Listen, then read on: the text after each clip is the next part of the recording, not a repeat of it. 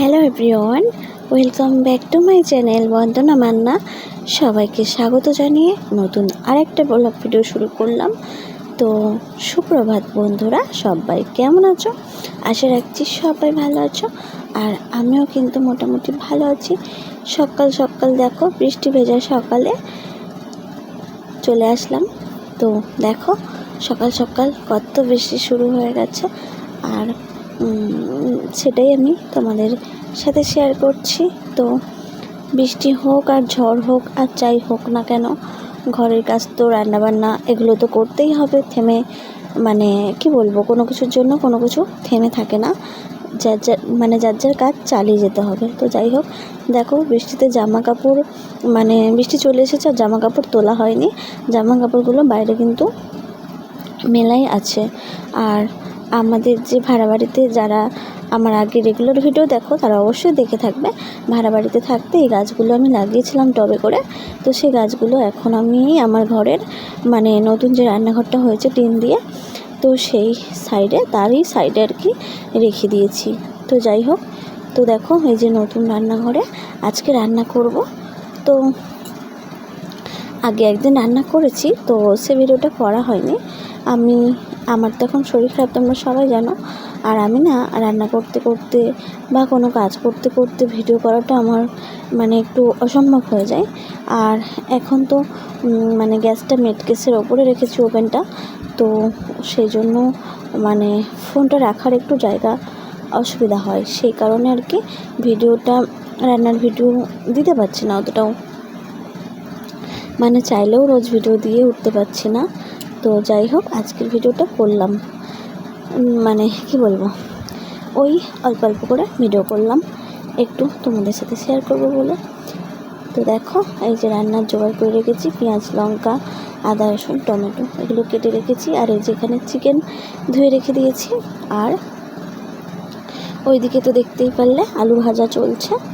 তো চলো রান্নাটা করে নিই, আর তোমরা ভিডিওটা দেখতে থাকো আর আমার পাশে থেকো। অবশ্যই আমিও তোমাদের পাশে থাকবো। তো তোমরা তো দেখতেই পারলে এই ঘরটা কমপ্লিট হলো, কতদিন লাগলো ঘরটা কমপ্লিট করতে। তো মিস্ত্রিরা তো 4-5 দিন কাজ করেছে, বাকি আমাদেরকে কমপ্লিট করতে হয়েছে। নিচে ইট পাতা, মেঝে করা, সব কিছু, বাকি ঘরের জিনিসপত্র সব কিছু আনা গোছানো। হ্যাঁ, তো একটা ঘর শুধু বাঁশ কাঠ টিন দিয়ে করলেই তো হয় না, ঘরটাকে কিন্তু গোছাতেও অনেকটাই সময় লাগে। তো সেই গোছগাছ করে সব কিছু কমপ্লিট করতে আমাদের বেশ কিছুটা সময় লেগে গেছে। তো তারপর ফাইনালি ঘরের পুজোও দিলাম, সেটাও তোমাদের সাথে শেয়ার করেছি। কারণ তোমরা তো আমার পরিবার, তাই না? তোমাদেরকে কি বলবো, তোমাদের সব কিছু দেখার অধিকার আছে, বা আমি মনে করি তোমাদেরকে সব কিছু দেখানো উচিত। তাই তো দেখো, আলু ভেজে নিয়েছিলাম, তারপর পেঁয়াজ মশলা করে তারপর কিন্তু চিকেনটা আমার কষতেও বসিয়ে দিয়েছি। তো বললাম না, আমার এখানে ক্যামেরা ধরতে অসুবিধা হচ্ছে, সেই কারণে আমি কিন্তু কন্টিনিউ করতে পারছি না, একটু একটু করে ভিডিও ক্লিপ নিয়েছি। তো সেটাই তোমাদের মাঝে আমি তুলে ধরছি। তো আশা রাখছি তোমাদের ভালো লাগবে। আর দেখো এদিকে আমি দিয়েছি গরম জল বসিয়ে, আর এদিকে চিকেনটা কিন্তু কষা চলছে, আর ওইদিকে প্রেশার কুকারটা বসানো আছে। তো কেন বলো তো বন্ধুরা, এদিকে জল বসিয়েছি গরম জল, আর ওইদিকে প্রেশার কুকার বসানো আছে, কারণ এটা হচ্ছে দেশি মুরগি, তো দেশি মাংস। তো এটা হচ্ছে কড়াইতে সেদ্ধ হবে না, হবে বাট অনেকটা দেরি হবে, অনেকটা পরিমাণে দেরি হবে। তো আমার বর যেহেতু কাজে বেরোবে খেয়ে দিয়ে, সেহেতু আমাকে অতটা দেরি করে করতে গেলে হবে না, আমাকে তাড়াতাড়ি কমপ্লিট করতে হবে রান্নাটা। তো সেজন্য দেখো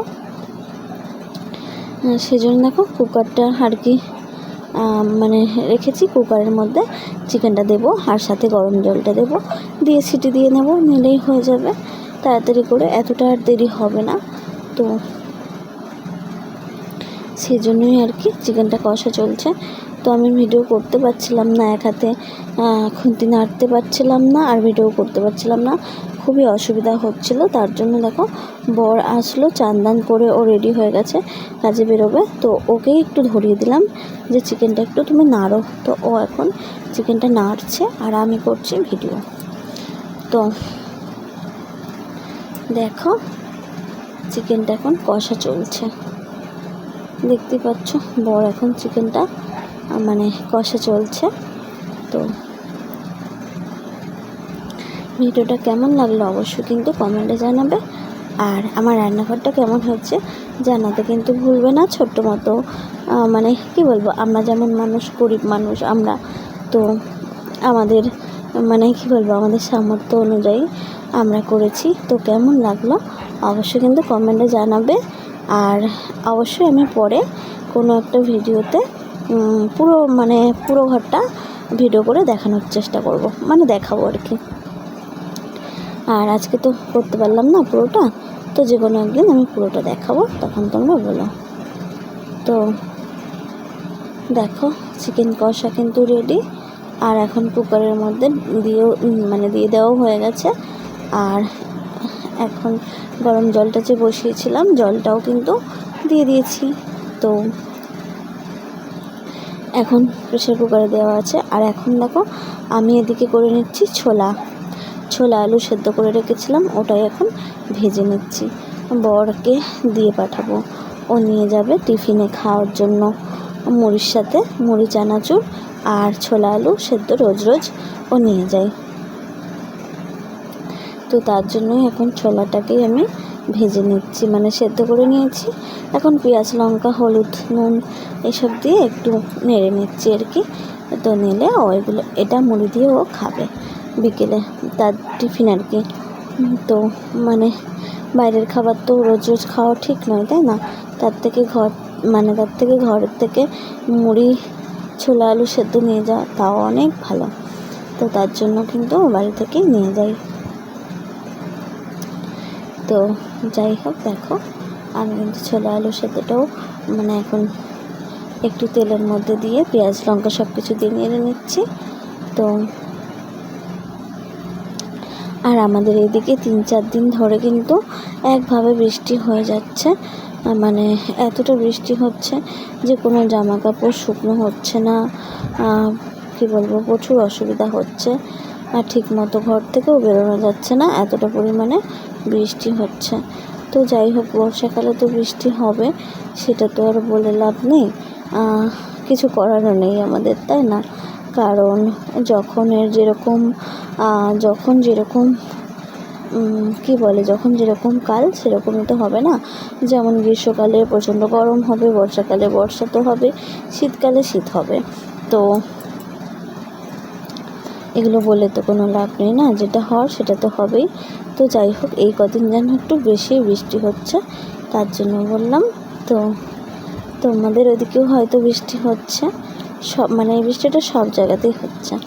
তো যাই হোক, গল্প করতে করতে আমার কিন্তু চিকেনের এদিকে সিটিও পড়ে যাচ্ছে, আর এদিকে আমার ছোলা আলু সেদ্ধ কমপ্লিট। তো এবার আমি প্যাক করে দেবো, বরকে গুছিয়ে দেবো। আর দেখো এই যে ফাইনাল লুক চিকেনের। তো লাল লাল ঝোল, আলু দিয়ে কিন্তু ঝোল করেছি, দেশি মাংস তো সেজন্য আলু দিয়ে একটু ঝোল করেছি। তো কেমন লাগলো অবশ্যই কিন্তু জানাবে। তো খেতে কিন্তু ভীষণ টেস্টি হয়েছিল, জানো তো।